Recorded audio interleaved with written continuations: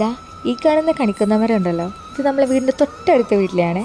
പാവം വയ്യാത്ത അച്ഛനെ പിടിച്ച് മതിലിൽ കയറ്റി കണിക്കുന്ന പൊട്ടിക്കുന്നത് ഞങ്ങളാണ് കേട്ടോ ഇന്നത്തെ ഹീറോ. അതുമാത്രമല്ല, ഈ വഴി പോകുന്ന എല്ലാവർക്കും ഞങ്ങൾ പൂ പൊട്ടിക്കുന്നതുകൊണ്ടപ്പോൾ അപ്പോൾ അവർക്കും വേണമായിരുന്നു. അവിടെ വന്ന കുറച്ച് പേർക്കൊക്കെ ഞങ്ങൾ പൂക്കൾ കൊടുത്തു കേട്ടോ. പിന്നെ അച്ഛനെ വേഗം മുകളിൽ നിന്ന് ഞങ്ങൾ ഇറക്കി.